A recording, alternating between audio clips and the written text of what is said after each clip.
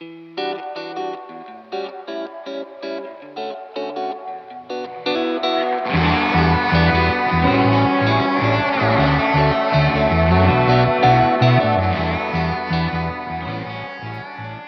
friends.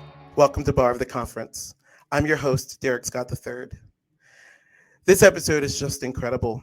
There's no other way to describe it. It's with Alice Williams. Alice and I get the really cool honor of serving together as co-lay leaders of the Florida Conference.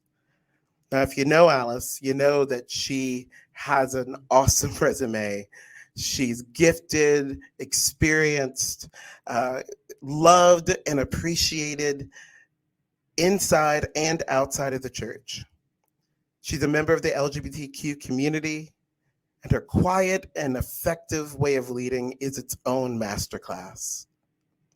But y'all, in a sense, we are all Alice.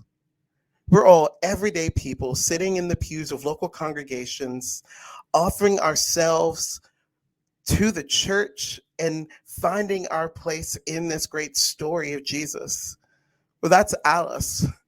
And so in this interview, you're going to hear her share her personal history with the UMC, her experience at General Conference 2016, and then she's going to talk about participating as a member of the Commission on the Way Forward.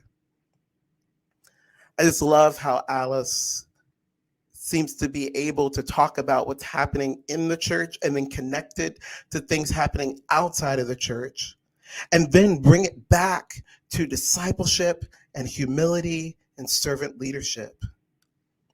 I've got a feeling that as you listen to this interview, you're going to love her as much as the Florida Conference does. And y'all, Florida loves Alice Williams. So you know what to do. Grab that notebook. There's so many insights in this episode. Get a choice beverage, and let's listen to this interview with Alice Williams. Enjoy.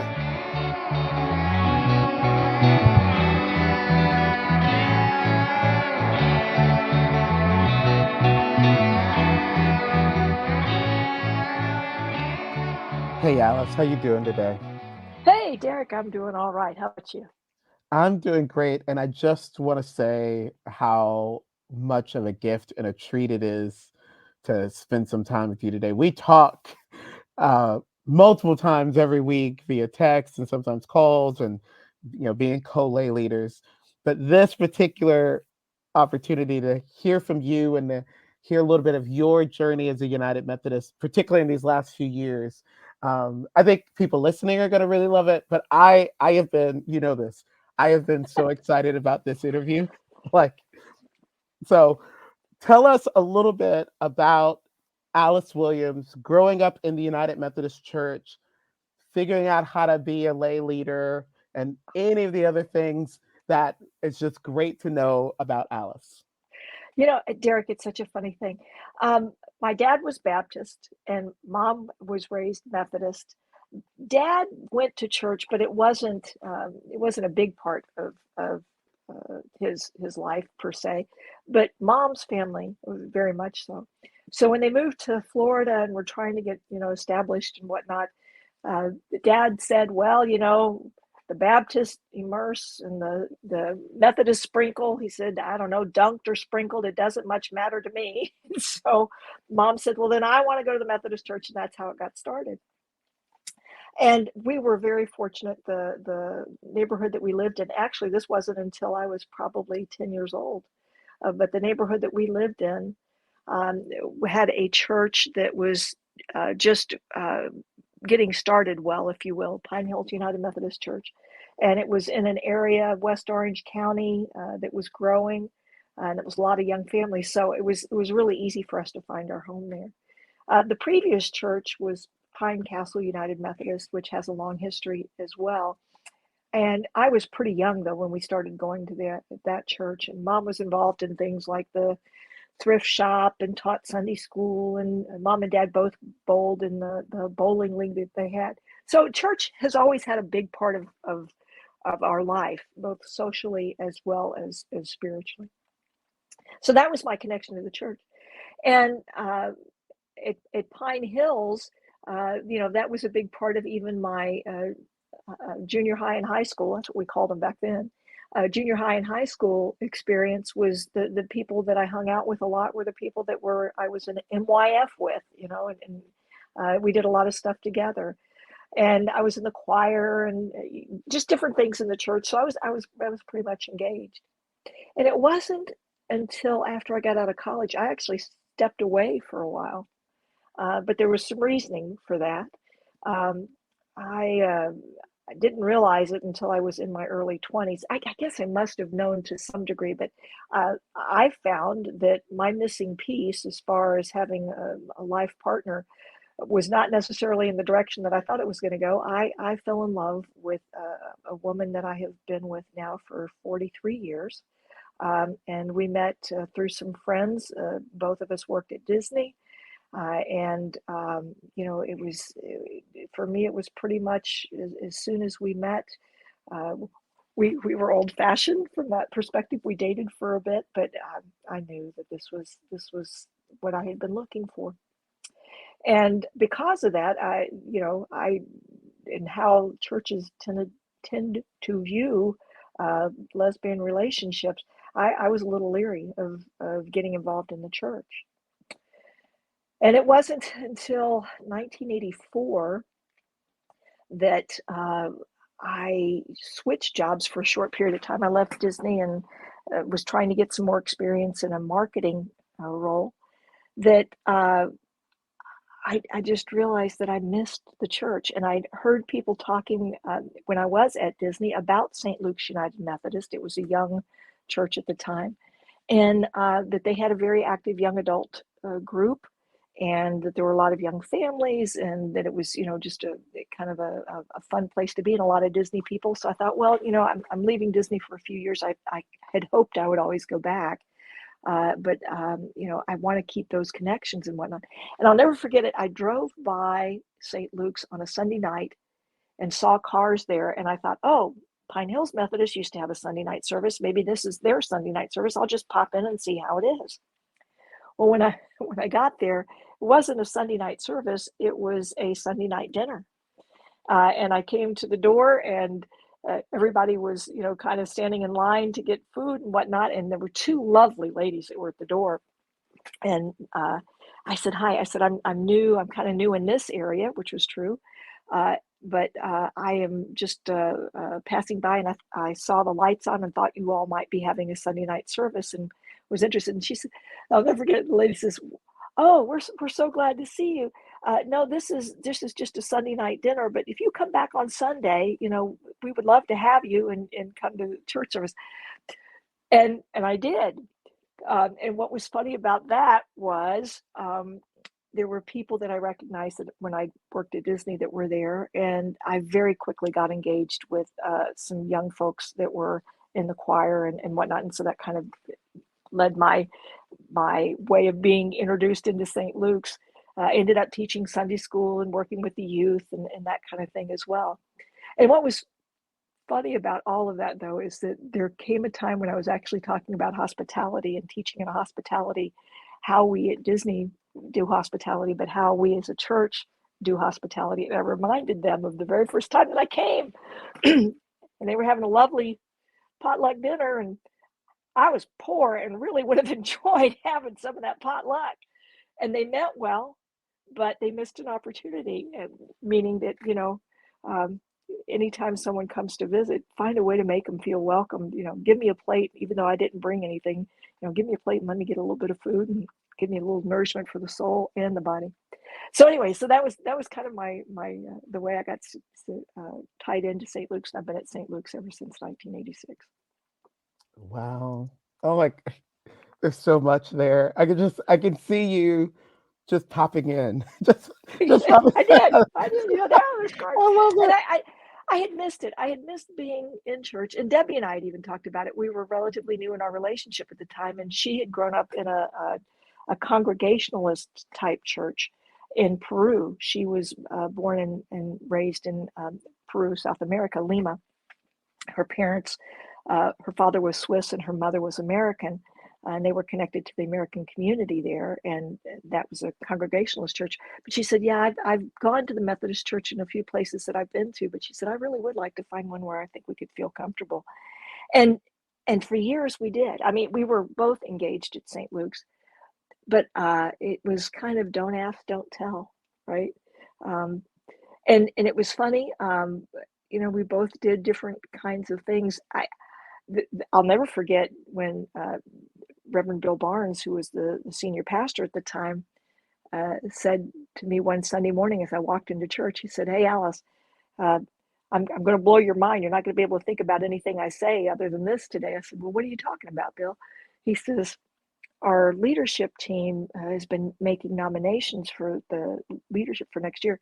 He said, "We want you to be lay leader for the church." I said, "What?" He says, "Yeah, we want you to be the lay leader, for the next 2 years for the church." I'm like, "Oh, I don't know, Bill. I don't think I'm ready for anything like that. I don't think I'm." He said, "No, no, no." He says, "You really aren't going to get a chance to say no to this." He says, "We really want you to do this."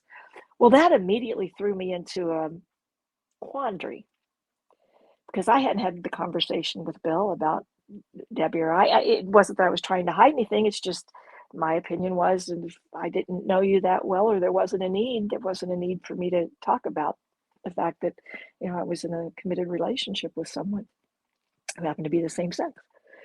And it wasn't much long after that I asked him to go to lunch. I said, "Bill, you're right. I couldn't hear what you had to say that Sunday, and it's been on the back of my mind ever since." I said, "I want to talk." He says, "I know what you're going to say." I said, "You do?" He said, "Yeah." He says, "You're going to tell me that you and Debbie are gay." And I said, "Yeah, I am." He says, "And you're going to say you think that I need to know that because we've asked you to be lay leader." I said, "Yeah, that's exactly what I'm thinking you need to know." And he says, "No, we don't. It doesn't matter." He said, "That's the point." He said, "For a lot of years, I've kind of been don't ask, don't tell." He said, "There was one Sunday morning that I just looked out across the congregation. I happened to see you, Debbie, sitting together." And he said, "It just kind of clicked for me." He said, "I think I've known for a while." I said, "Well, we weren't trying to hide anything." He said, "No, it wasn't about that." He said, "But that shouldn't stop you or any of us from allowing God to work within you or anyone else to be able to lift the gifts and graces that you've been given and to grow in those gifts and graces in ways in leadership or whatever role you're in." And so that kind of started my time in being in leadership at St. Luke's. And it went from there. It's like the Forrest Gump kind of story. It went I from love this there. story, Alice. Just so you know, I love this story. So keep going. Yeah. Well, I guess it's not about me. It's just about how God works. My approach to it is God has a great sense of humor, but God wants to use us. He wants to use all of us in whatever ways that we'll make ourselves available. So yeah, so I started out and did that for a bit, and then there were some really cool things that St. Luke's got involved with in helping to bridge out into the community and to reach. One of them being Shepherd's Hope, which was basically uh, we Pastor Barnes had a calling, for lack of a better term, that there were people who were in the community who were the working uninsured. If most people in bigger companies had insurance coverage provided for them, health coverage, but a lot of people who were either independent or smaller companies did not. And so he had this calling.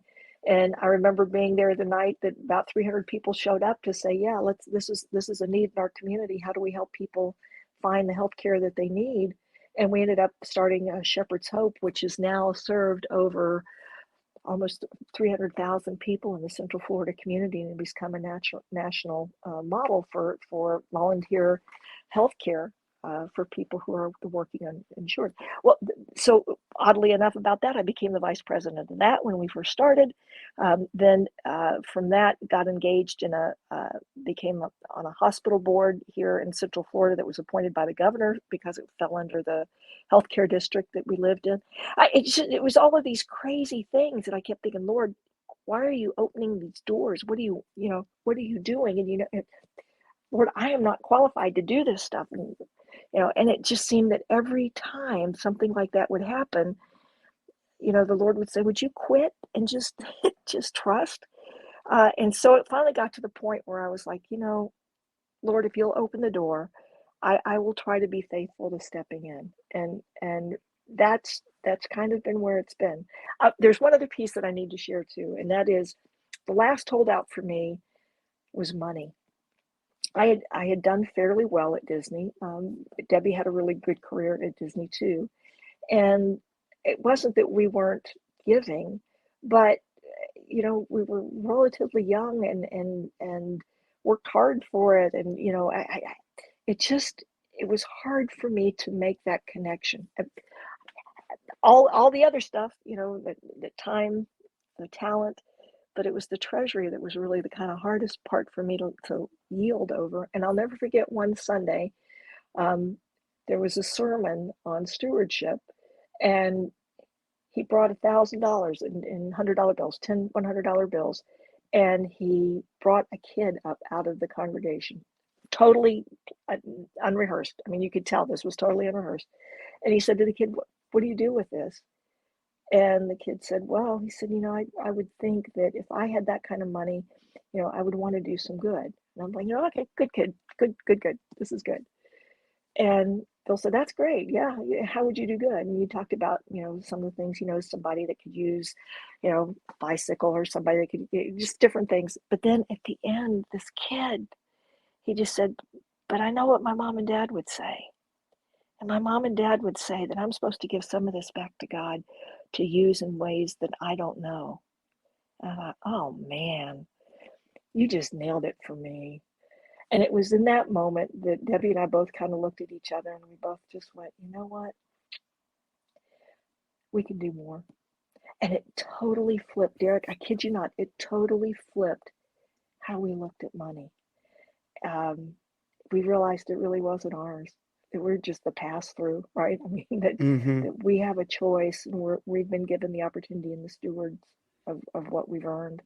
And it's up to us as to what we do with it. And so that kind of changed everything for us. That's just a little aside. That has nothing to do with what you wanted to hear about, but that's So just the way it happened. let me say, Alice, one thing that is just beautiful about what you just gave us.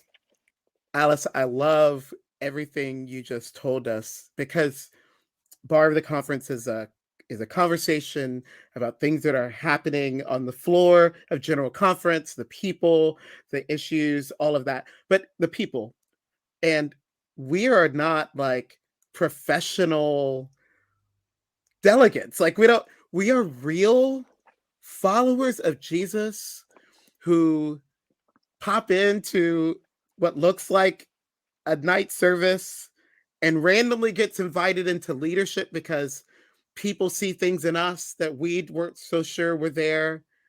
And even we are people who are still on our journey and are sitting in a church service, and the Holy Spirit is convicting us to continue to move towards perfection. Like one of the things I love about you, Alice, is that you bring your true self to our work. And I mean, I know that's like, what else can a person do?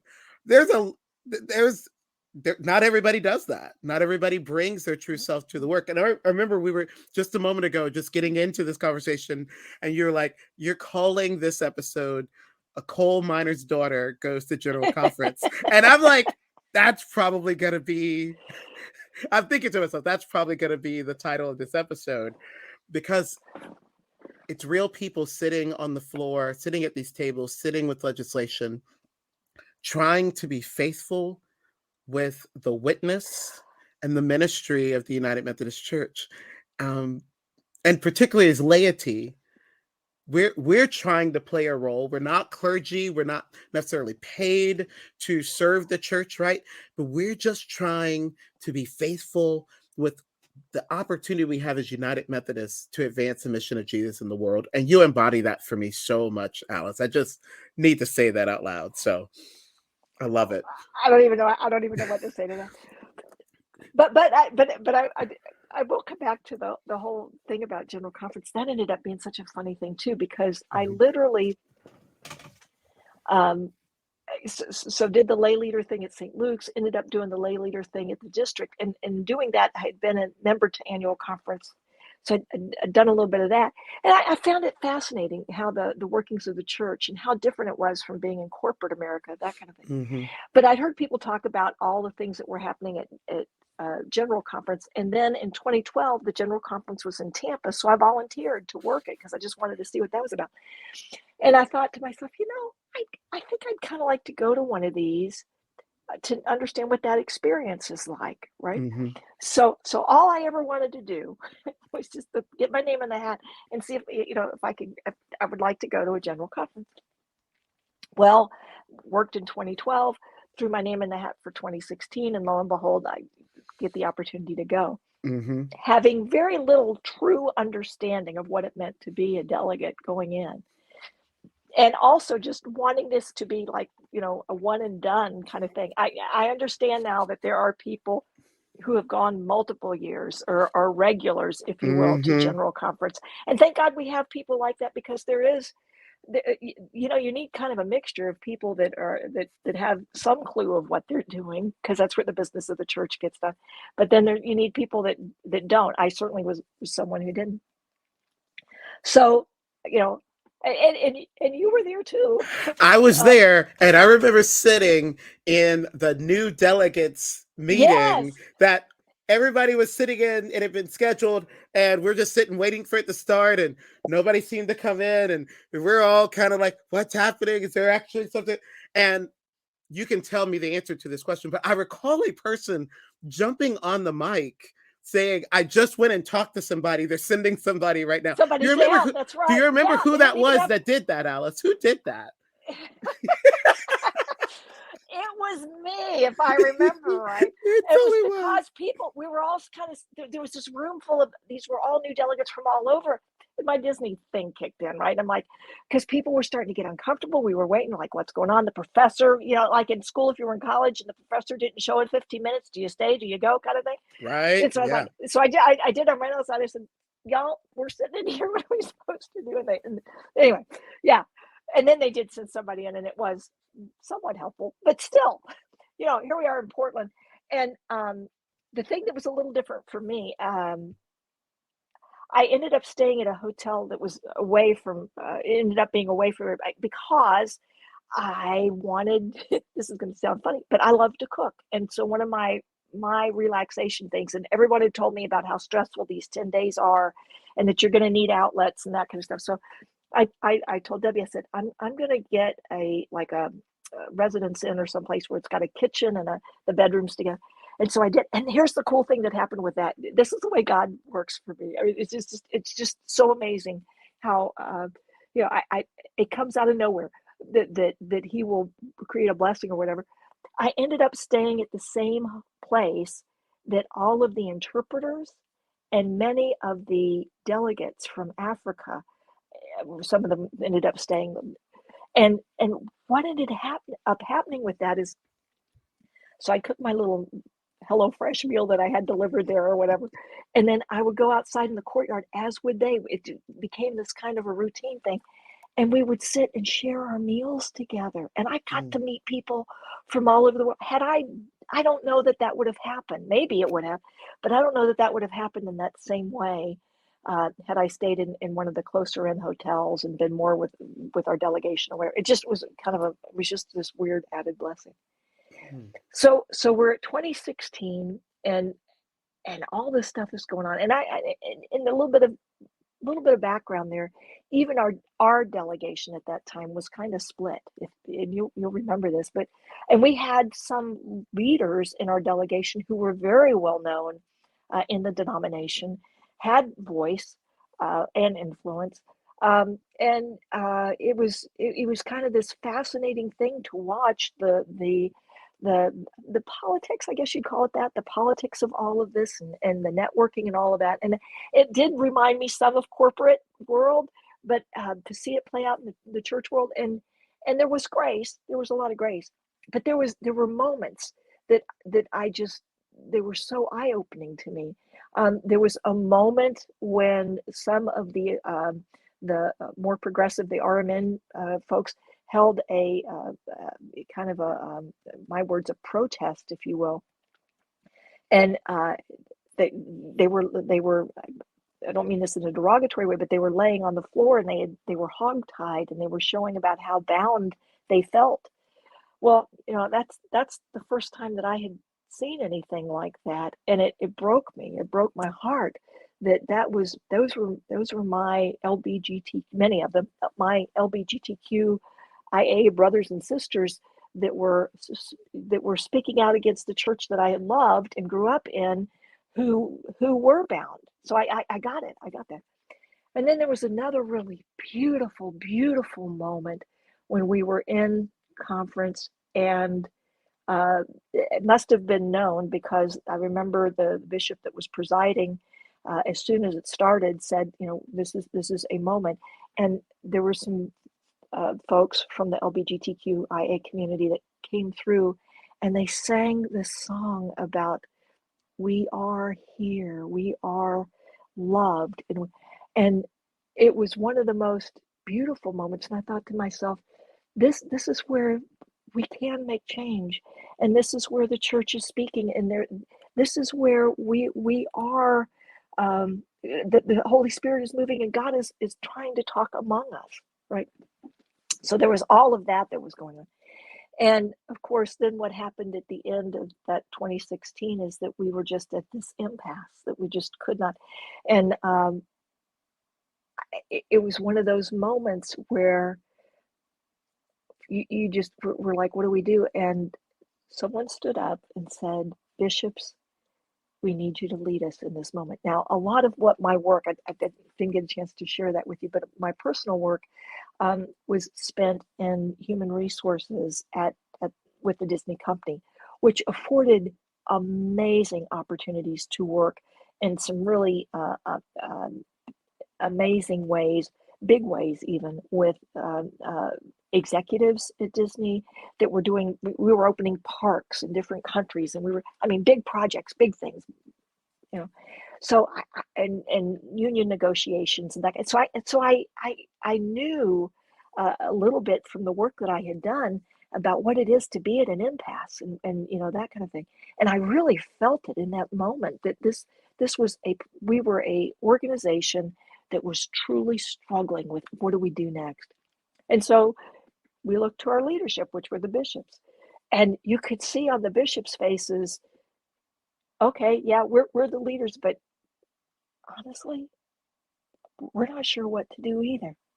And so, there was that moment and so they came back the next day and said, okay, we're going to create this thing. We're going to take some time. We're going to put together, typical Methodist, because we do so much by committee. We're going to basically put together a committee that's going to kind of take a look at this, right? Oh, that's kind of cool. Okay, so we left, and I didn't think anything more about that. Didn't give any other thought to it. that meeting in Portland, it hit a lot of people, right? Because it had been the culmination, and I want to go back to something. So help me remember to pick up. I'll come back to what happened after Portland. But I want to go back to something that people need to understand, because I lived through this. I wasn't involved in it, but I was young enough and heard enough about it that I lived through what took place when the church became the UMC in 1968. So there was that merger, and then even more that I didn't know at the time was going to impact me, because I was just a junior in high school, or maybe even a freshman in high school in 1972. But what was going to happen with the language, and how that would impact me later on, the language that was entered into in the Book of Discipline around homosexuality. So back in 1968, you got to give context to where we were as a nation in the world. There was the Vietnam War was going on. It was the racial unrest. If we think there's racial unrest today, and there is, but boy, the racial unrest that was happening back then was, in my words, it was horrific. We were right on the heels of JFK had been shot, Martin Luther King had been shot, Robert Kennedy had been shot. There was a lot that was happening in that respect. So there was a lot of unrest, and the church was struggling to find its way to be relevant in all of this. And the church was also trying to figure out its role uh, and its culpability to a lot of it.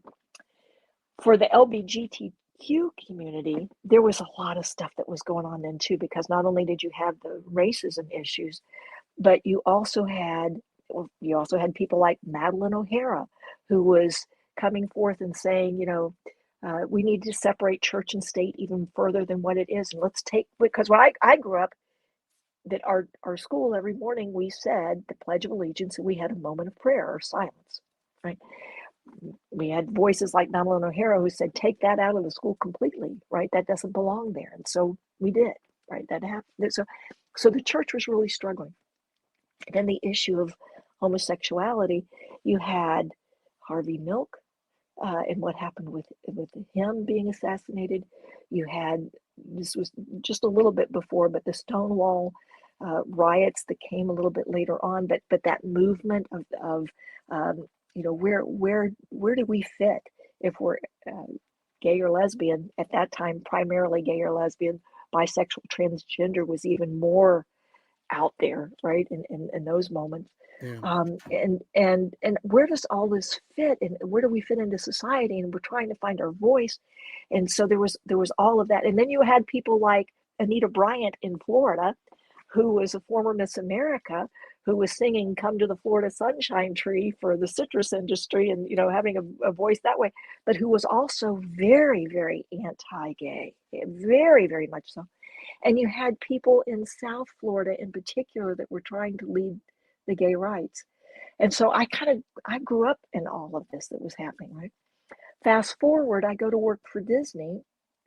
It's in the 70s and 80s that I'm starting to build my career there. Well, I got to tell you that some of the most creative minds that Disney had were people who were members of the LGBTQ community, right?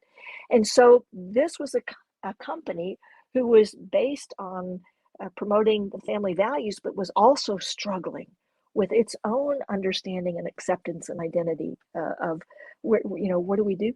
And then the AIDS epidemic comes along.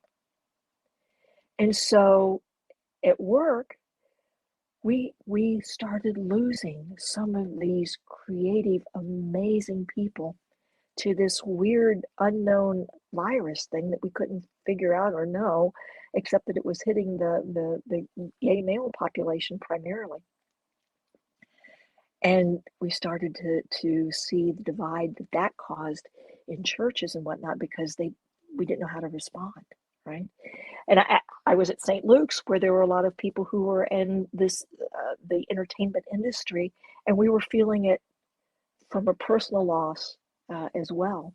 And so, part of my upbringing at St. Luke's and stuff, we started the Serenades concerts, where we did beautiful, amazing entertainment-based concerts that would raise money for the AIDS community. And even the rift that caused within our own congregation. It was an act of mercy. It was a statement of justice, but people were afraid, because at that time, the AIDS epidemic, it was a very fearful thing. We were talking about, should everybody in the U.S. be tested, blood tested? I mean, there was almost legislation for that. There was all of this stuff that went on, and the church really found itself in a very hard place in trying to answer the calling to be in ministry, and yet still be able to uphold the values that they had, So there was all of that leading into, now we get to Portland. After Portland, we don't know where we're at. And before we keep going, this is all so good and helpful, Alice, but I want to locate it even a little bit more, that, Sure. again, people are rolling into General Conference as delegates and even observers, not simply as metho nerds who are only thinking about legislation, but we're rolling into General Conference with an awareness of what's happening in our own communities and the impact or lack of impact that the United Methodist Church is having.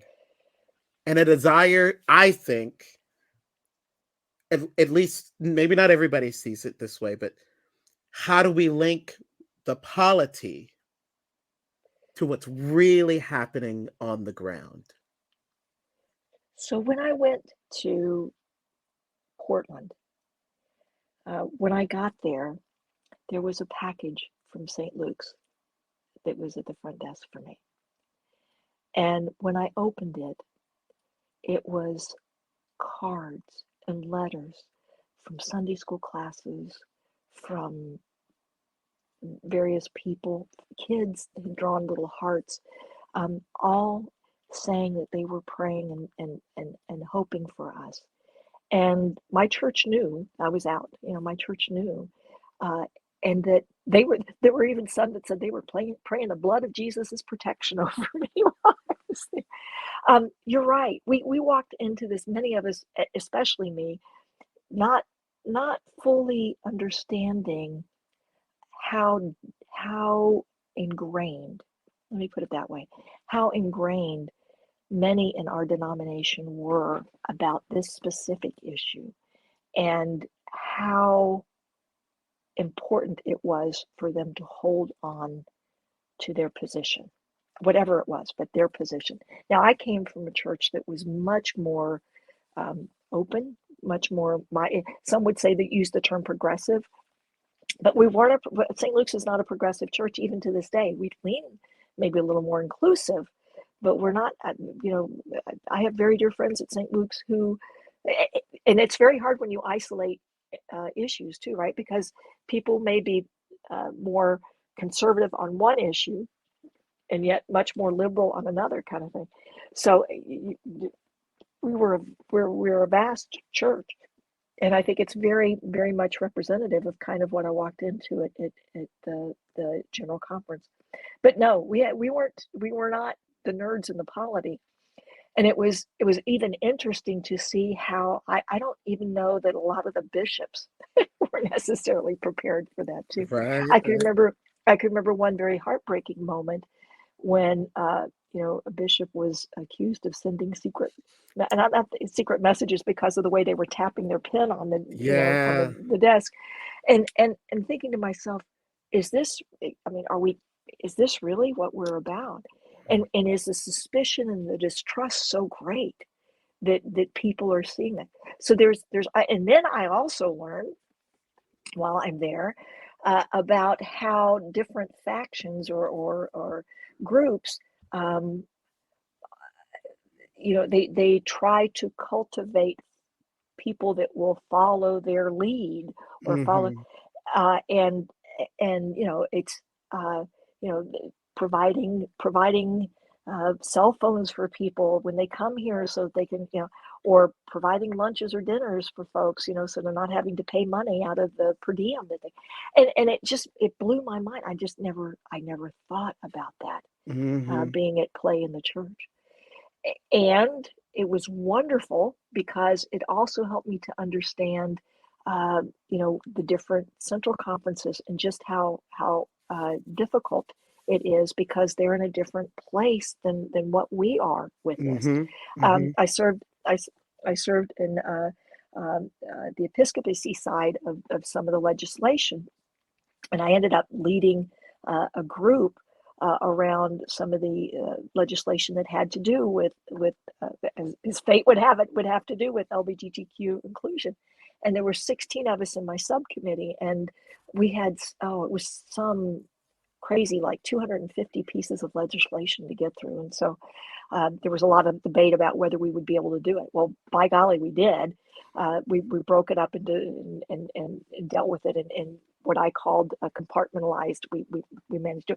Now, again, part of that was because of some of the work that I had done at Disney that I was able to bring that in. It had nothing to do with me. It was just okay, seen this done before, we can do this kind of thing. It made it happen.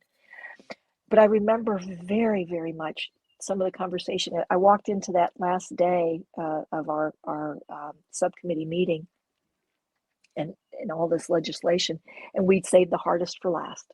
And it was literally around the issue of how do we as a church think about LGBTQ clergy, and what are the issues how do we deal with that if there are LGBTQ clergy and or LGBTQ clergy that want to be ordained. And for whatever reason, before I left Orlando to go there, I had stopped at a Walgreens and picked up some last minute stuff, and I saw these Dove candies, little pieces of Dove candies, and I bought a bag of them. And the cool thing about Dove candies is when you go inside or you open it up, there's a saying before you eat it. And the night before, I was saying, God, I don't know where this is going to go or what you want to do with this, but give me the wisdom to lead the group in a way that would be good. And I don't know, it just kind of came to me, take those candies in. So I did. And when we got together, the 16 of us, we'd done some really good work the day before. We're now ready to do this hard work. I just threw those candies out. I said, y'all pick one up. And everybody grabbed one. I said, open it up and take a look at it. And in each one of them, there's a saying or whatever. I said, that's kind of like what we are right now. Every one of us has a story about what brought us here. And so for the first 30 minutes of that day of our work, I said, we're just going to share our stories about this, about what we're feeling right now. And we went around and the 16 of us shared. And there was one woman who was a DS. Her central conference was in Africa. She was from the Congo. She said, I can't even say this word because where I'm from, even saying the word homosexual is a sin, not just a sin. It's like against the law. People can be imprisoned and that kind. And when you begin to understand the context that everyone came from, it became readily clear to us that we are not all of like one mind. We may call ourselves one denomination, but there's no way that all one rule fits. And at least that was my takeaway, is there's no way that all one rule can fit. So, okay, so that ends being it. And let's take a quick break there. Oh, Okay. so good.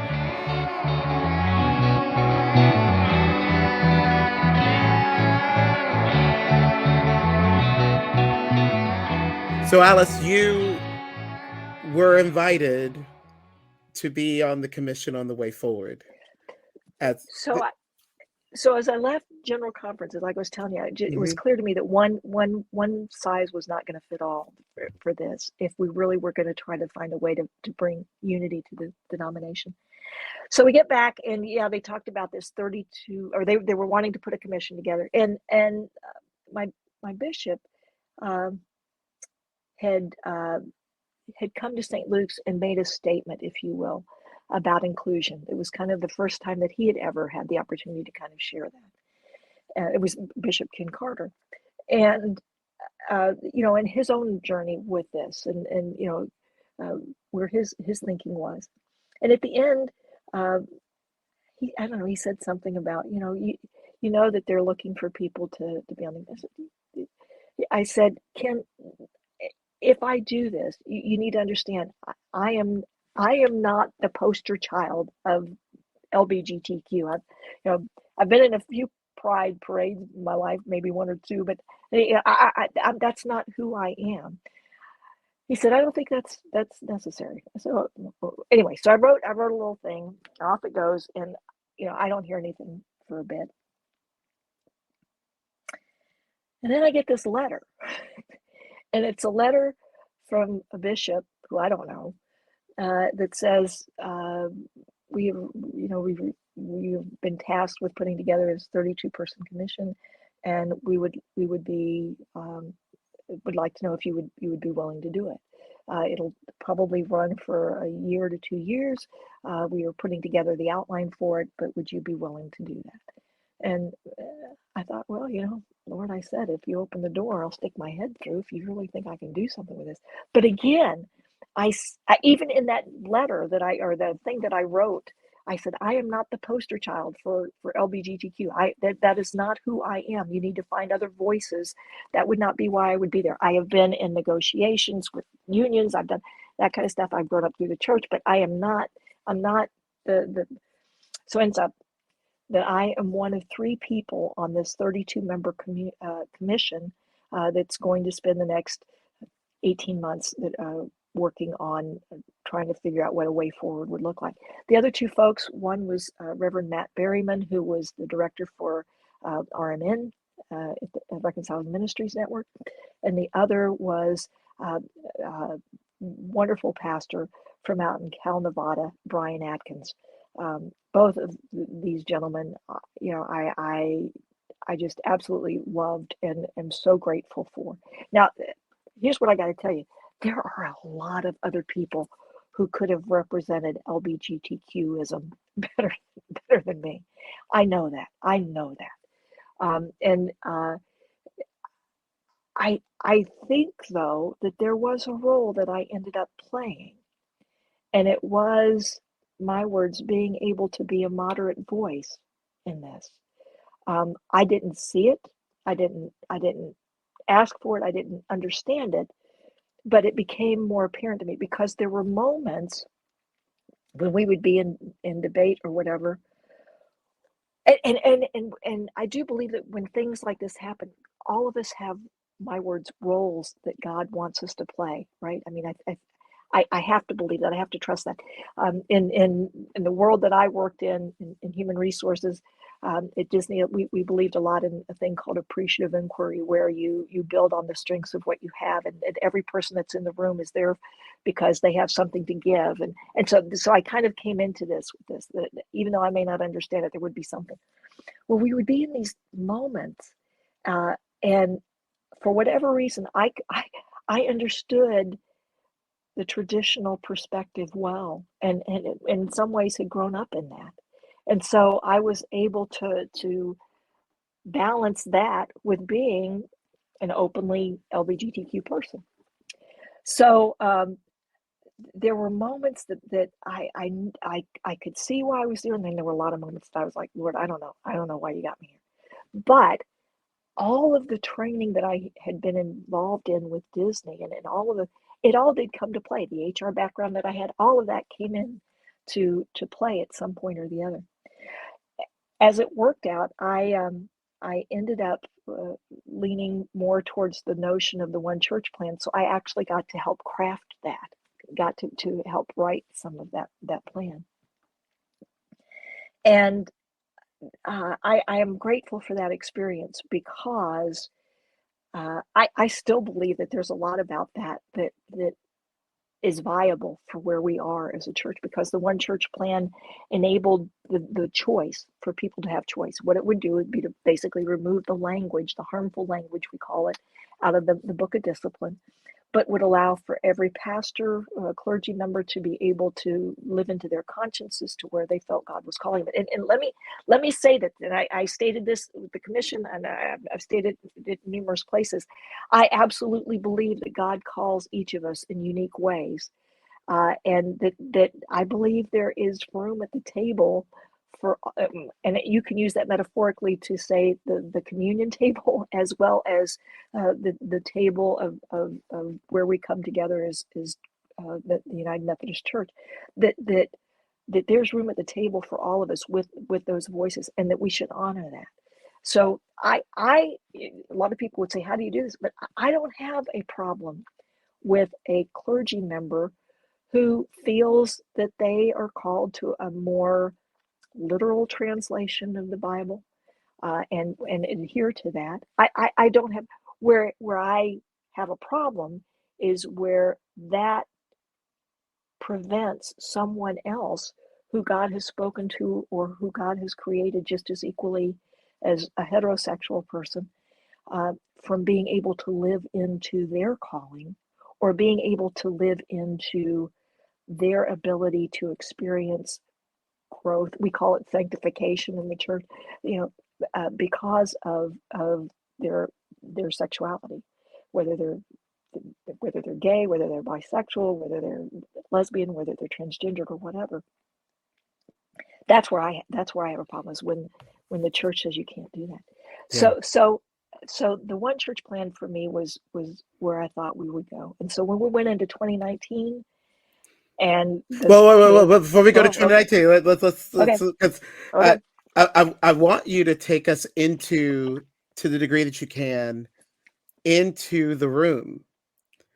And what was it like to be in the room? This 32-member commission, folks are on in different places Yeah, yeah, theologically, in general, not just around issues around LGBTQ inclusion, but in general, the diversity of theological commitments in the United Methodist Church is represented in this room to a degree, the age difference to a degree, the geographic diversity is to a degree represented in this room. So what was it like to be in the room, Alice? Help us to get there So to the degree that you can share.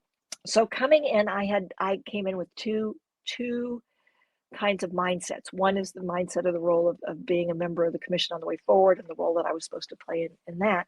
But then the other, I couldn't turn off my professional side, and that was I facilitated a lot of work sessions and that kind of stuff. So I was thinking to myself, how is this going to work? And Gil Rendell out of the Texas Methodist Foundation was the facilitator, did a brilliant job along with the three bishops that were co-leading this work. And the first meeting, we did nothing but just get to know one another. So it was very disarming in that respect. We heard where everybody was from. They were able to share what they wanted to share.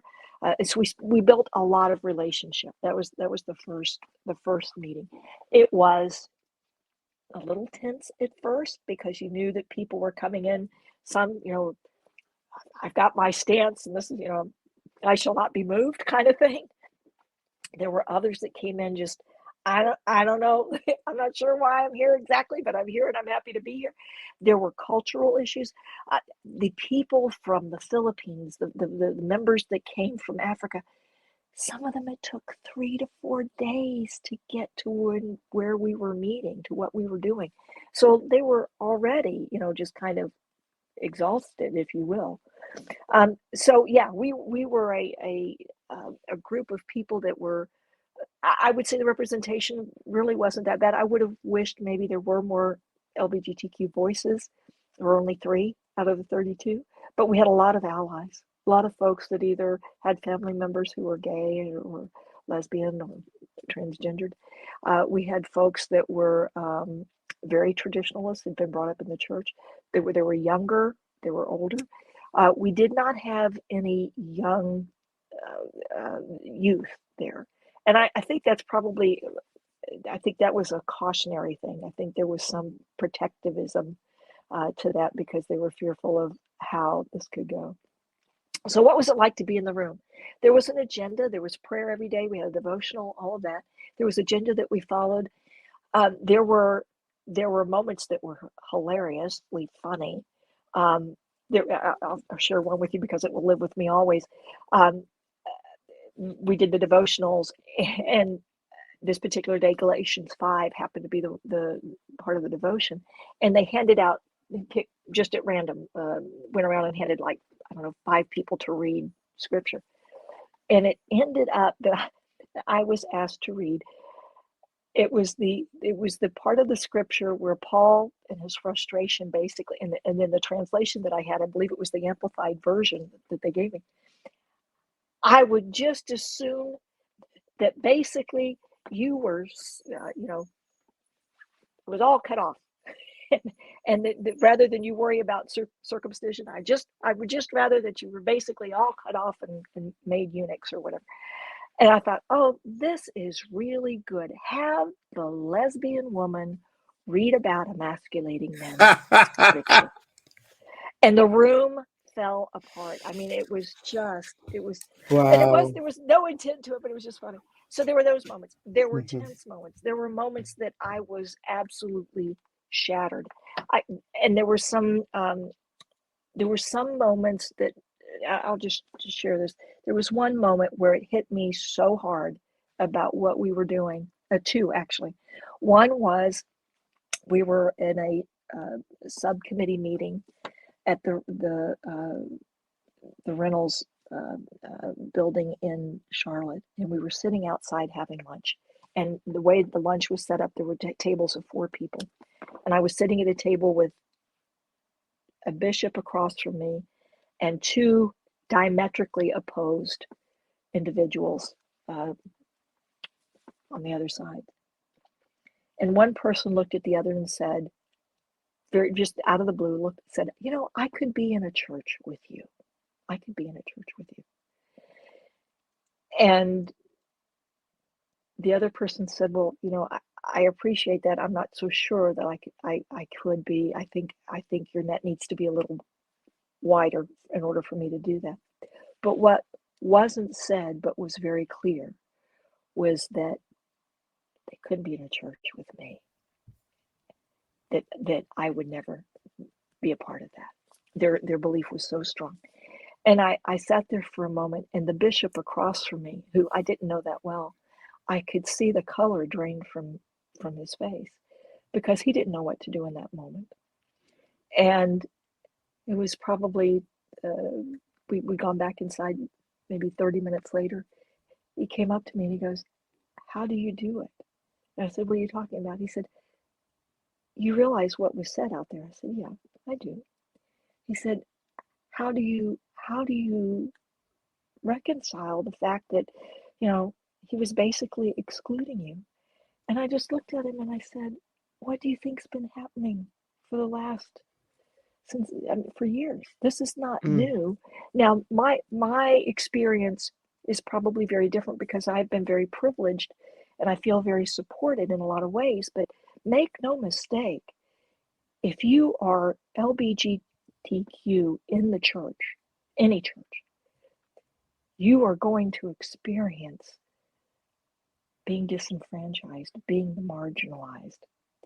I said, my abrasions, they may not be huge, but there have been years of micro abrasions. Dinners for 8 that I wasn't made members of, or Debbie and I weren't invited to. Just those kinds of things, those kinds of moments. Wow. And so there was that. And I want to share one more, Derek, because it's the kind of, it too will live with me. It was in 2017. We were in Washington, D.C., and we were meeting at the board of Susan Harvey Crow's, the Board of Church and Society? Church and Society, which is a really, really cool location. Yes, it let me is. say it, Yeah. because it is one of the few church-based. It's right on the hill. I mean, it is on the hill. It is right next door to the Supreme Court. Every day I would walk in, and as I was walking into the building, I would look over at the Supreme Court, and there, what it says justice for all, right? And so that was my mantra, right? Justice for all. So we're sitting in and we're talking about how can we find a way, can we find a way? Is it possible? Yada, yada, yada. And my phone goes off because I get news alerts, and it's 40 gay men have been rounded up in Chechnya. And there is a possibility that some of them will be killed. You can go back and if you query 40 gay men arrested in Chechnya. And then you go on to read the article, and in it, the Chechnyan government says, such a thing could never happen because we don't have gay people, is the gist of it. And I sat there, I had tears in my eyes. And I said, you need to know that this is what's going on in the world right now. And I happened to go outside, and I saw Susan Harvey Crow, who's the secretary. She happened to be out there just saying hi to us. It was at a break. And I said to her, did you see this? What's happening? She said, yeah. She said, it's heartbreaking, isn't it? I said, what are we doing? She said, Alice, that's what makes it even harder. We can't. Now, there may be Methodist influence that can go underground, but if we try to go in and do anything overt, that puts them in even more danger than what they would have been. She said, this is the position that the church is in globally, is that we have to understand the context. So I was it burned in me. Both of those things kind of burned in me. I know that there's got to be a way, but we've got to be able to understand our church is in very different contexts, in very different places. So again, I come back to, that's what led me to really feel strongly, far more so than the connectional plan, or even the simple plan, that the one church plan was probably the best hope that we had. So now, if I can, just very quickly go to the special session. Let's go there. there had been a lot of work that we had done as a commission around this, and there had been a lot of work that I think outside of the commission was done to say there were bishops who were very conservative that said, you know what, this does make sense. So I went in to the special session in St. Louis 2019. I won't say feeling confident, but feeling that there was possibility. There was real possibility that the one church plan would be passed. And the first day that we were there was nothing but prayer. If you remember that first day, we were in prayer for the work that was going to be done. The second day was when things started to get interesting. In that second day was when we put the order of legislation together. And if you'll remember that, we rank ordered what we would want to deal with as a body. Yeah, I remember this. And the traditional plan ended up being like, I think it was third, maybe. It wasn't the first thing, but it was the third, because there was some things that we needed to do with West Path and some other stuff that ranked first. And you can go back and look. I don't want to misrepresent it. But what happened was the one church plan fell below the traditional plan in the legislative order. Well, when that happened, we didn't need, if the traditional plan was the one that was legislatively ranked higher, you would not rank another plan to vote on. You would say, okay, so what that meant was all of everything that we had done and all of this kind of went out the window with that rank order of legislation. And I remember you looking over at you and other people at the table and just thinking to myself, oh God, how could this moment, how could it have happened like this? And thinking all that work that we've done. I traveled, there were 9 different places that we went to. I went to Berlin. We went to all of these things. How could it be that this would be the way this would end?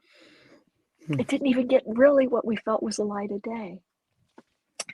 So there was a lot of work that went into place after that, and I think you were probably involved in it, even perhaps in some ways more than I. But there was a lot of trying to bring back the one church plan, if you will, trying to find ways to legislatively bring it back to life, and we did. We had the opportunity to bring it back, and it got voted down by a simple majority. And I want to say it was like, I don't know, 53 to 48, something along those lines. It was a very slim majority, but still, you could feel the emotions in the room. It was really, really hard. And at that point, a minister got up and said, folks, if the traditional plan continues, I'm not going to say everything that he said, but it was paraphrased to say, this will be like a virus, and it will split our church. It will split the dome. And that guy just happened to be Reverend Tom Berlin. Yeah, yeah. Who now happens to be our bishop. Happens to be our bishop, Tom Berlin. Yes. And how funny how things would come around. You asked about being in the room. The other thing that was difficult was we wrestled with the terminology, and I'm going to give it credit where credit's due. Tom Berlin kind of helped us think through with some sugar packets, and it's where we kind of got the notion of progressive, centrist, traditionalist. Well, and also the compatibilist language. The compatibilist language that was in there, right? Compatibilist, non-compatibilist that we used. Yeah. Right. And so all of that kind of helped us to give some, nobody liked being put in a box. None of us did really, but it gave us some language to be able to think about and to move with. So that compatibilist language and what that looked like helped us out. There was another God moment, personal for me. We were in Berlin. My father passed away when I was 18. I was my daddy's little girl. I was just, he loved my sister dearly, but I was daddy's little girl. There's no doubt about it. And I was the baby of the family. And Dad had been in World War II and in Korea. He was in the Air Force as a bomber pilot. And so had flown many missions. He was stationed in England and stuff. And there was something about that I don't know. I always he was an electrical engineer.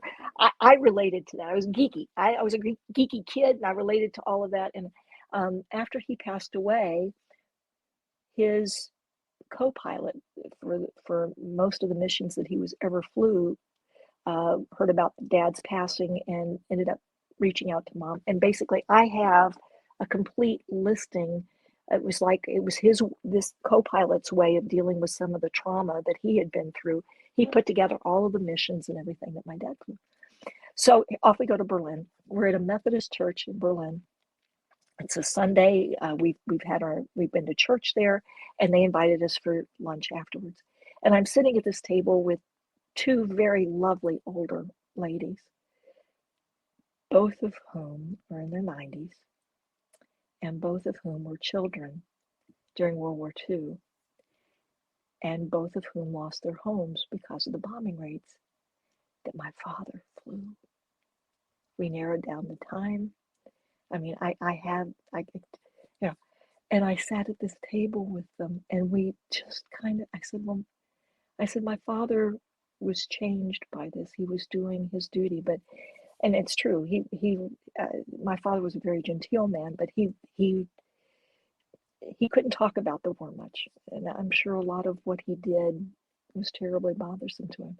But now I'm sitting across from two who were children when it happened, and rebuilt. And we had this beautiful, beautiful afternoon together, where we managed to say, you know what? That was a bad part of our history together, but isn't it wonderful how God has brought us to this place? And isn't it wonderful how we have managed to come this far? And isn't it wonderful how God has rebuilt? And can't that happen in our church now? I walked away with such hope that it brought me to Oh my tears. Of course it gosh. did. So yeah, there was that moment, and that didn't happen to anybody else. That happened to me. There was one other thing I want to say about Berlin. Yeah. It was during the time when the Reformation, Martin Luther. It was the 500th anniversary of Martin Luther, and when he tacked the thesis up on the 95 wall, thesis, yeah. the 95 Yeah. thesis, right? So there was a whole group of the commission. They were going to go off to go to the church, which is outside of Berlin, and go to and I don't know, for whatever reason, I mean, I wanted to, but I didn't want to, and I just needed some time. One of the ways I re-energize, as much as I am an extrovert, I need some introverted time, so I needed that, and I wanted to buy a couple of presents to take back home to my family, that kind of stuff. So I go downtown to Berlin, and I wanted to see the Holocaust stuff that was there.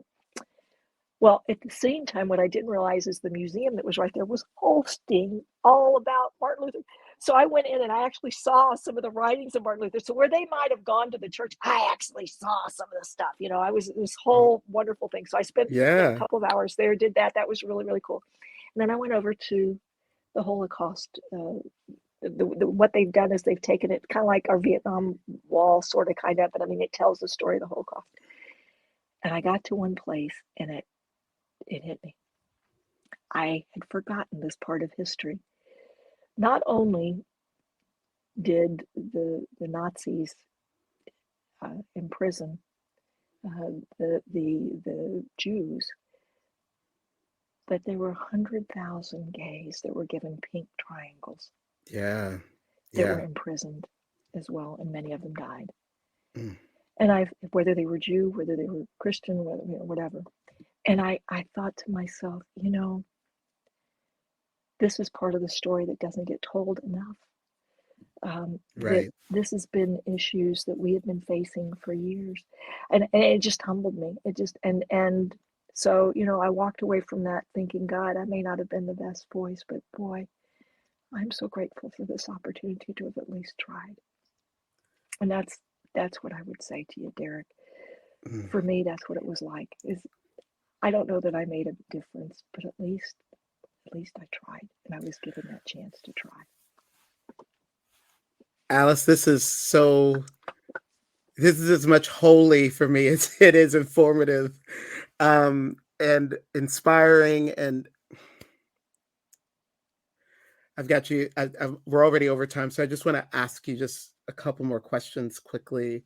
Um, Struggling to because my heart is just like all over the place right now. Um, Yeah, so much. Derek, I don't know that I did this well. It haunts me. Could I have done better? But what a blessing to have at least had the chance to try. So anyway, all right. What do you want now? What do you want now? Oh gosh. Okay.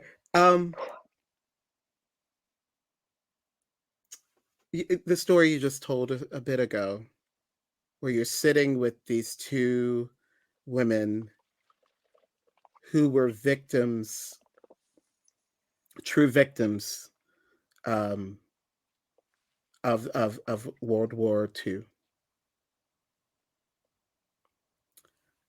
And yet what was in that story was this sense that something new was able to emerge out of all of that, right? And so much of the story, not just of LGBTQ inclusion in the UMC, but of the affirmation of the dignity of people of color within our denomination, the elevation and amplification of women in leadership, and in pastoral spaces. There's so many ills that our denomination has inflicted on itself, and so many people who have been harmed by it. And you've had to live through and participate deeply in a specific part of it. And now we are at a different moment, a weird moment in the life of the UMC that we have covered in this podcast and will continue to cover. We're about a year and a half, little less actually, from the next general conference. What hope do you see for our church? Oh, so Derek, we talked about this at annual conference. It was an analogy that I used about the table, and setting the table and being table seaters and stuff. I am so hopeful because I see it. I see it happening. We are so close, right? We are so close. And I really do. I think part of it has to do with, I hear people say it's generational. I do think there's some element to that. I think that I think the Holy Spirit's working in amazing ways in hearts. I mean, the fact that if you look at our delegation makeup and where we are today as opposed to where we were in 2016, all of that gives me hope. But the greatest thing that I see is that if it was kind of the story I told about my mom saying, in this family, you know, if you want dessert, you got to eat, you got to eat the veggies before you get there. It's that that we've got to continue to lift our voices, and it's in all things. And I want to say that this is not. You're right. It's not just about inclusion around LGBTQ, although that's important at this moment. It's creating truly what the beloved community of God is meant to be. And so we need to lift all the voices. What I will say is that the work doesn't end with whatever comes out of 2024, even if the language is removed and stuff, because I think there's a lot of work in helping people to understand what it means to be inclusive and what that looks like, and how do we make it to where the church is a safe place for all, right? For all, and I mean that. But I am more hopeful than ever, it's that's I've told this story too. Willie Kitchens was a guy that sang with the First Impressions, and I happened to be at a annual conference where I was speaking, and just out of the blue, he starts singing, "People get ready, there's a train a coming," and that's what I believe. The train is coming. All you got to do is just get on board. Don't need no ticket. just get on board. And I don't mean that flippantly, but I just think we need to allow the Holy Spirit to work and for us to be present, to be able to move on. Alice, I cannot thank you enough for, oh my gosh, just who you are. And again, the way that you bring your authentic self into these spaces. It is inspiring. Um, it is hope filled, and it's just beautiful. I'm so grateful for you, your leadership, and the yes that you always give to Jesus when the door opens. So thank you for today. This has just been so beautiful. Well, Derek, I don't know what to say other than thank you, but right back at you, buddy. I mean, the same way. So I mean, I'm learning from you. But So thank you for having. This was helpful for me too. I think it was a little bit cathartic. So thanks, because praise God. I haven't talked about it much. So thanks. Yeah. Oh. We hope you enjoyed the episode. Bar of the Conference is produced by the team at Wesley Survival, a ministry of Studio Wesley. Subscribe to this show on Apple, Spotify, Amazon, or Google platforms so you don't miss a single episode. Thanks for joining us, and see you next time.